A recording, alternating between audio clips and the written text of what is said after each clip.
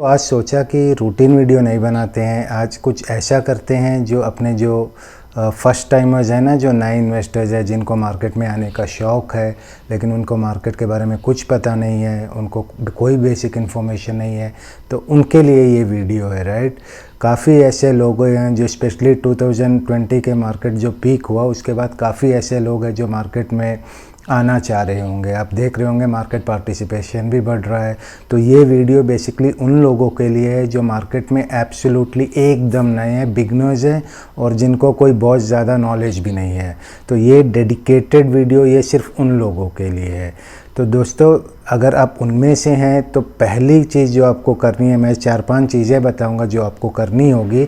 तो उसमें जो पहली चीज़ें जो आपको करनी है, क्योंकि आप नए इन्वेस्टर हैं, आप कभी मार्केट में पैसा नहीं लगाए हैं, आप किसी तरह का रिस्क नहीं लेते हैं, आप उन लोगों में से हैं जो एफडी के एकदम सिक्योर्ड इन्वेस्टमेंट पे ट्रस्ट करते हैं, लेकिन अब वो रिटर्न्स काफ़ी कम चली गई है 3-4% पे। तो आप नए हैं मार्केट में, नई तरीके से नए आए हैं और आपको पैसा मार्केट में लगाना है।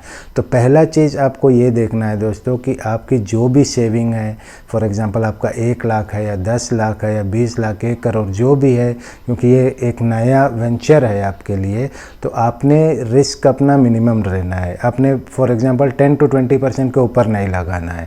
एक बार आप कंफर्टेबल हो जाओगे, एक बार आप रिटर्न्स देखने लगोगे तो उसके बाद चीज़ें बदल जाएंगी। लेकिन यहाँ क्योंकि आप फर्स्ट टाइमर है, आप नए हैं, आपके पास 1 लाख 10 लाख जो भी है उसका 10% पैसा आपने डिसाइड किया कि भैया मैं अभी स्टार्ट कर रहा हूँ, मैंने सिर्फ 10% लगाने हैं, मैक्सिमम 20% लगाने हैं। उसके बाद मैंने देखना है कि क्या ग्रोथ हो रही है, मुझे मार्केट से क्या सीखने को मिल रहा है, is it my cup of T और नॉट, क्या मेरे पास इतना वक्त है। वो सब चीज़ें बाद में आएंगी जब आप ये पहली चीज़ डिसाइड कर लोगे कि मुझे basically to start with I am going to invest 10% of my capital और max 20% of my saving, that is right. एक बार ये decide, once you have decided this part, आपने ये डिसाइड कर लिया है कि हाँ भाई इतना पैसा लगाना है, अब रूल 2 पे आ जाए। रूल 1 आपने एकदम क्लियर कर लिया, that has been set aside. अब रूल 2 क्या है? रूल 2 है कि काफ़ी सारे सेक्टर्स होते हैं, राइट। जैसे कि ऑटो एक सेक्टर हो गया जिसके अंदर काफ़ी सारी कंपनीज है, महिंद्रा है, हीरो है, होंडा है, मारुति है और कई सारे कंपनीज है। आईटी सेक्टर हो गया, टीसीएस है और इन्फोसिस है, विप्रो, HCL, पोजिस्टेंट सिस्टम, कई सारे उसके अंदर भी कंपनीज हो गई। उसी इस तरह से एनर्जी एक सेक्टर हो गया, रिलायंस, ONGC, कोल इंडिया, इस तरह की कई सारी बड़ी बड़ी कंपनियाँ हैं। तो ऐसे कई सारे सेक्टर्स हैं, राइट। अपने मार्केट में बहुत सारे सेक्टर्स होते हैं और हर सेक्टर्स के अंदर कई सारी कंपनीज होते हैं। जैसे मैंने कहा ऑटो के अंदर 5-6 कंपनी होंगी, ऑटो सेक्टर के अंदर एनर्जी के अंदर 5, 10, 20, 25 कंपनियाँ होंगी, आईटी टेलीकॉम के अंदर होंगी जियो, रिलायंस, जो भी कंपनी है ना, एयरटेल वगैरह, ऐसे कई सारे कंपनीज होते हैं एक इंडस्ट्री या एक सेक्टर्स के अंदर। तो आपने पहले देखना है, मोटा मोटा इन्फॉर्मेशन आपको करना है कि इंडस्ट्री कितनी जा रही, किस किस सेक्टर्स में मैंने इन्वेस्ट करना है, ये चीज़ आपने पहले डिसाइड करना है। What are the sectors you are going to invest in. क्योंकि फर्स्ट टाइमर है, बहुत ज़्यादा नॉलेज नहीं है, ऑब्वियसली आप थोड़ा नॉलेज यूट्यूब से लोगे, थोड़ा आप गूगल से लोगे, प्रिंट मीडिया, टीवी मीडिया, हर जगह से आप अपना नॉलेज इन्फॉर्मेशन आप ऑब्वियसली लेंगे।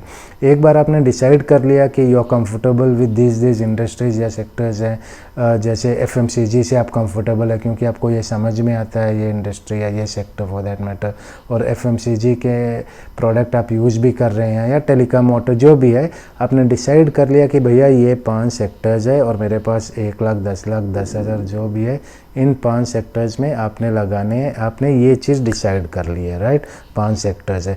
अब इन 5 सेक्टर में कोई सेक्टर ऐसा होगा कि जो आपको बहुत ज़्यादा समझ में आ रही होगी, शायद आप उस सेक्टर में काम कर रहे होंगे, उसी सेक्टर के कोई कंपनी में आप काम कर रहे होंगे, तो आपको वो सेक्टर ज़्यादा समझ में आ रही होंगी।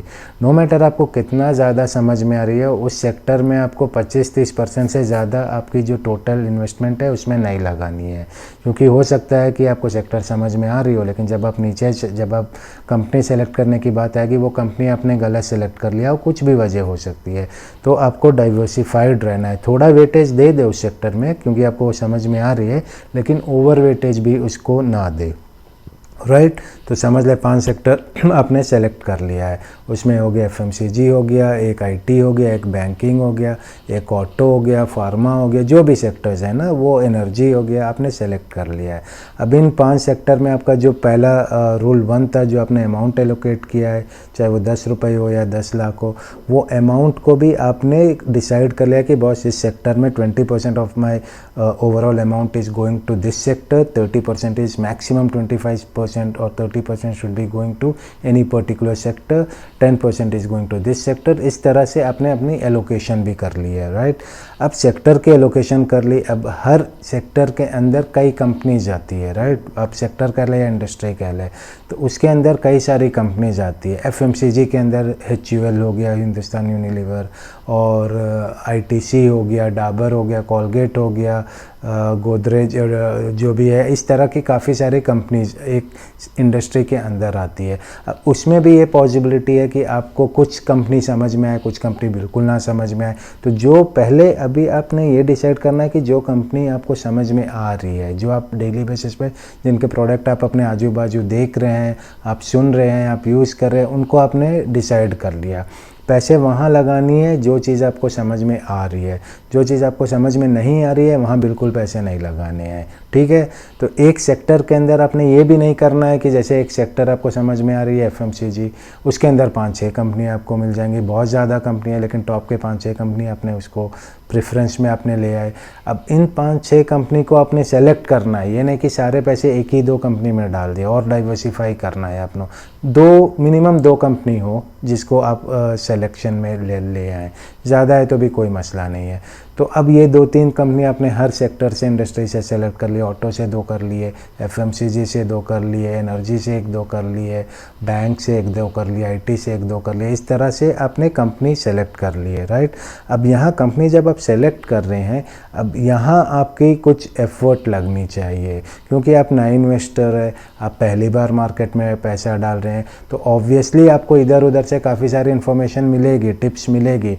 लेकिन मेरा ये मानना है दोस्तों कि इसको आप अपना डिपेंडेंसी किसी पे ना रखें, right. Whether it is video media, whether it is tips, YouTube, audio media, जो भी सोर्सेज है ना, प्रिंट मीडिया हो गई या डिजिटल मीडिया हो गई, यूट्यूब हो गया, गूगल हो गया, आप अपना डिपेंडेंसी कहीं ना रखें। इन्फॉर्मेशन बेशक आप हर जगह से ले, लर्निंग आप हर जगह से ले, चीज़ें आप हर जगह से सीखें, लेकिन इवेंचुअली जब सेक्टर डिसाइड करना हो और उसके अंदर जो कंपनीज डिसाइड करना हो, उधर आपने इनिशियली आपको थोड़ा एफर्ट डालना पड़ेगा। क्यों? पर्पज़ ये है कि आप इस गेम को सीख जाएं, राइट।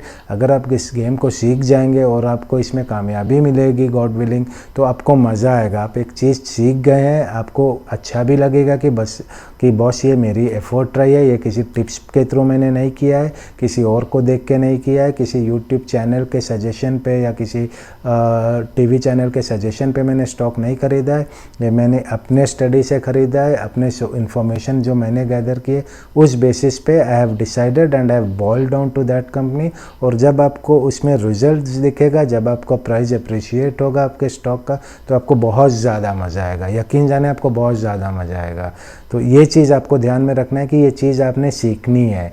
आप कहीं से भी आ रहे हो, आप कोई से स्ट्रीम से भी आ रहे हो, वेदर इट इज़ आप मतलब 10th पास हो, 8th पास हो, लेकिन आपको बेसिक पढ़ना लिखना आता है, इंग्लिश हिंदी, और आप कोई अकाउंटिंग बैकग्राउंड से नहीं हो, फिनेंशियल बैकग्राउंड से नहीं हो, आप IT से हो, या आप कोई मैकेनिकल बैकग्राउंड से हो, या आप कोई कुछ भी आप हो सकते हो, लेकिन ये जो बेसिक इन्फॉर्मेशन है ना, इसमें कोई रॉकेट साइंस नहीं है। जितने भी बड़े बड़े इन्वेस्टर्स हैं, हाँ कुछ है चार्टर्ड अकाउंटेंट वगैरह, लेकिन सारे नहीं हैं। कुछ काफ़ी बेसिक से लोग हैं जो मेहनत किए हैं, और बेसिक जो कंपनी के स्टेटमेंट होते हैं वो आप थोड़ा वक्त दोगे, थोड़ा सीखोगे तो आप भी सीख जाओगे उसको। प्रॉफिट एंड लॉस देखना रहता है कंपनी का किस तरह से होता है, बैलेंस शीट देखना है, कैश फ्लो, 2-3 रिपोर्ट होती हैं फिनेंशियल, इनको आपने स्टडी करना है। एक जैसे मैंने कहा बैलेंस शीट हो गया, प्रॉफिट एंड लॉस हो गया, और कैश फ्लो स्टेटमेंट्स हो गया। ये 2-3 रिपोर्ट को आप कहीं भी जाके आप पढ़ ले, ऑनलाइन पढ़ ले, एक बार आपको, और कोई रॉकेट साइंस नहीं, बहुत ही सिंपल सी रिपोर्ट होती है। Think like a layman. आपका एक दुकान है छोटा सा, आपने 10 रुपये का चीज़ खरीदा, उसको आपने 15 रुपये का बेचा, तो आपका 5 रुपये प्रॉफिट हो गया। कंपनी हमने वो सेलेक्ट करनी है बेसिकली जिसकी टॉप लाइन और बॉटम लाइन बढ़ रही है, जो कंपनी की प्रॉफिट भी क्वार्टर वाइज बढ़ रही है, मतलब ये third quarter versus last third quarter, year on year जिसे कहते हैं, आप कंपेयर कर रहे हैं, उसकी टॉप लाइन जो सेल हो गई वो रेवेन्यू भी बढ़ रही है, और नीचे जो प्रॉफिट हो गया वो भी बढ़ रहा है, और उसके कैश भी, प्रॉफिट के बाद जो कंपनी में कैश आ रहा है वो भी ठीक ठाक है। कुछ बेसिक चीज़ें हैं, इनको आपको समझना है, और इस बेसिस पे आपको अपना स्टॉक पिक करना है, राइट। बड़ी बड़ी जो जानी पहचानी कंपनी है जिनके प्रॉफिट सालों साल, कई कंपनियां आपको मिल जाएंगी, मैं नाम नहीं लूँगा, मैं कोई रिकमेंडेशन यहाँ नहीं करूँगा इस वीडियो पे, आप सेलेक्ट करें। कई कंपनी ऐसी होंगी जो सालों साल अच्छी प्रॉफिट बना रही है। अब एक कंपनी जो 15-20 साल से लगातार अच्छी प्रॉफिट बना रही है, ऑब्वियसली उसकी अगर ट्रैक रिकॉर्ड अच्छी है तो गोइंग फॉरवर्ड प्रोबेबिलिटीज़ बढ़ जाती है कि वो आगे भी अच्छी सेल्स और अच्छी प्रॉफिट करेगी। और अगर सेल्स और प्रॉफिट कंपनी की अच्छी हो रही है, कंपनी की उधार नहीं है, कंपनी ज़्यादा बोरोइंग नहीं ली है, तो उसकी मार्केट प्राइस, उसकी स्टॉक प्राइस जो होती है ऑब्वियसली वो भी बढ़ेगी, और स्टॉक प्राइस बढ़ेगी तो आपको फ़ायदा होगा। तो इस बेसिस पे आप अपनी कंपनी सेलेक्ट करें। बहुत ही सिंपल है, थोड़ा एफर्ट लगेगा, और एफर्ट डालें आप। आई स्ट्रांगली रिकमेंड दैट, क्योंकि the pleasure you will get from that is tremendous, क्योंकि this is your own effort, this is your own result. किसी के इनपुट पे आपने अपना डिसीजन बेस नहीं किया है, तो ये एफर्ट डाल के आप अपना स्टॉक सेलेक्ट करें। जैसे मैंने कहा, सेक्टर सेलेक्ट कर लिया, अब आपने उसके अंदर कंपनी सेलेक्ट कर ली, उसी हिसाब से पैसे भी लगा दिए।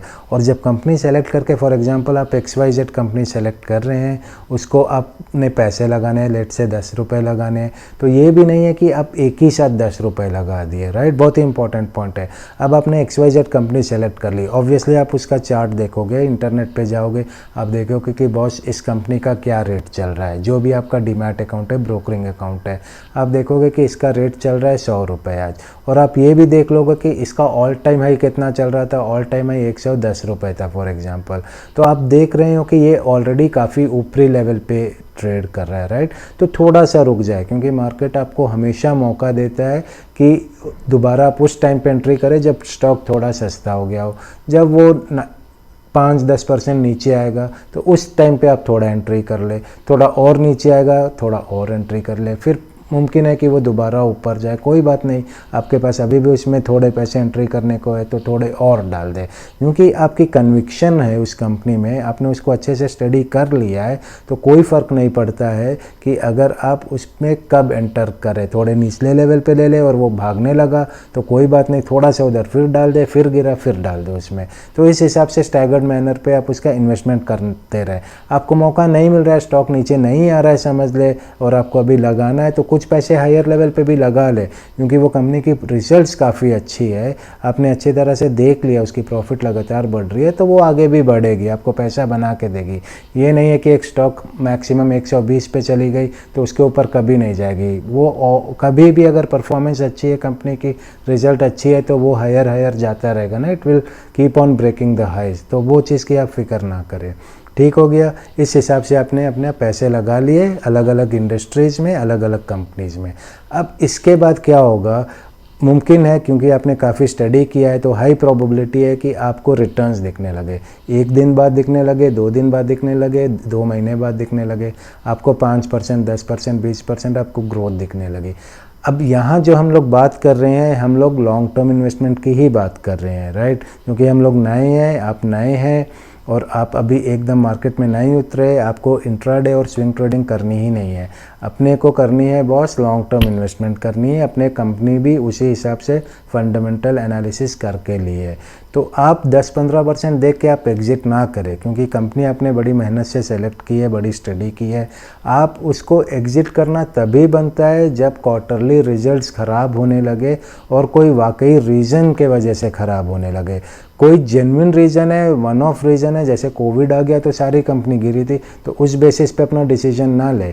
अगर आपको लग रहा है कि बॉस ये वन ऑफ इवेंट था, कोविड आ गया था या तूफान आ गया था जिसके वजह से ये क्वार्टर काफ़ी ख़राब गया विज़ लास्ट क्वार्टर, तो वो चलता है। लेकिन वाकई कोई रीज़न है, मैनेजमेंट काफ़ी ख़राब हो गई है, या उस कंपनी में कोई स्ट्रॉन्ग कॉम्पिटिटर एंटर हो गया है, या उस कंपनी के प्रोडक्ट अब नहीं बिक रहे हैं, कोई अच्छी सब्सटीट्यूट आ गया है, then you have a genuine reason to exit that company, because you can see going forward the company is not gonna make profit at it has done previously, right. So in that scenario you should be exiting the company, आप निकल जाए उस company से। अगर ऐसी कोई बात नहीं है, कंपनी प्रॉफिट बना रही है, आपने 25-50% गेन कर लिया, 1x 2x 100x हो गया आपका स्टॉक प्राइस, लेकिन कंपनी अभी भी continuously year on year quarter on quarter जो भी है रिजल्ट्स अच्छे दे रहे, तो एग्जिट ना करें, क्योंकि तभी आपको कंपाउंडिंग इफेक्ट दिखेगा। कंपाउंडिंग क्या है ये आप देखें, मैं आपको दोबारा किसी वीडियो में अच्छे से समझा दूंगा, लेकिन लॉन्ग रन में कंपाउंडिंग इफेक्ट जो है दैट वर्क्स एज मैजिक, कैगर बोलते हैं इसको ना, तो वो एकदम मैजिकल तरह से आपके पैसे बढ़ेंगे। वो अलग एक सब्जेक्ट है, उस पर बाद में बात करेंगे। यहाँ नटशेल पे अगर एकदम हम लोग इसको समराइज करें in nutshell, if the company is making good profit, no matter what appreciation the stock has shown, no matter what profit you have made, please do not exit, because in longer run you will see magical compounding return if the company is performing well as far as top line and bottom line is concerned। ये चीज़ बहुत ध्यान में रखनी है दोस्तों, थोड़े से लालच के चक्कर में जल्दी एग्जिट नहीं करना है, ताकि आपको बाद में ये अफसोस ना हो कि यार मैंने 20% के प्रॉफिट में एग्जिट कर दिया, अब तो ये कंपनी 200x चली गई, 100% के प्रॉफिट पे चली गई, तो ये अफसोस या ये ग्रज आपके अंदर ना रहे। बहुत आसान तरीके से मैंने दोस्तों यहाँ आपको समझाने की कोशिश की है। उन लोगों को समझा रहा हूँ बेसिकली जो एकदम नए हैं स्टॉक मार्केट में, जिनको एकदम बेसिक नॉलेज है, जिनके पास या वो भी नहीं है, तो इसको आप अच्छे से समझे जो मैंने कहा है और अपने आप पे काम करें। चीज़ बहुत कोई रॉकेट साइंस नहीं है, 2-4 आपको फिनेंशियल स्टेटमेंट्स पढ़नी है, इंटरनेट पे हर चीज़ अवेलेबल है, उसको पढ़े, अपने आप को अपनी जो इन्फॉर्मेशन है उसमें आप इजाफा करें, try to work on that, चीज़ों को सीखें, और ये बहुत जल्दी सीख जाने वाली चीज़ें हैं, ज़्यादा एफर्ट इसमें नहीं लगनी है, लेकिन आपको मज़ा आएगा लॉन्ग रन पे, क्योंकि ये एक एसेट है। आपने एक चीज़ सीख ली है, आपने धंधा को समझ लिया है, और आप अपने डिसीजन पे you are making your calls, right, you are picking the stock based on your informed decision, on your analysis, on your learning. तो इसमें आपको काफ़ी मज़ा आएगा और आपको सक्सेस भी मिलेगी। होप आपको मज़ा आया होगा, आपको चीज़ें समझ में आई होंगी दोस्तों। एक छोटी सी एफर्ट थी मेरे तरफ से कि जो बेसिक जो नए इन्वेस्टर्स है वो किस तरह से स्टॉक मार्केट में अपने आप को इन्वेस्टमेंट करें, और आप इस पे काम करें तो होपफुली आपको अच्छी खासी रिजल्ट्स दिखेगी। सपोर्ट करते रहे दोस्तों। आपको कंटेंट पसंद आया तो प्लीज़ उसे अप्रिशिएट करें, कमेंट्स में अपने जो भी कमेंट्स है आप डालें। आप कुछ और सुनना चाहते हैं, कुछ और देखना चाहते हैं, उसे भी कमेंट्स पे डालें। मोटिवेट करने के लिए चैनल को सब्सक्राइब करें। आज के लिए यहीं वाइंड अप करता हूं दोस्तों। I love you all, bye for now, thank you so much.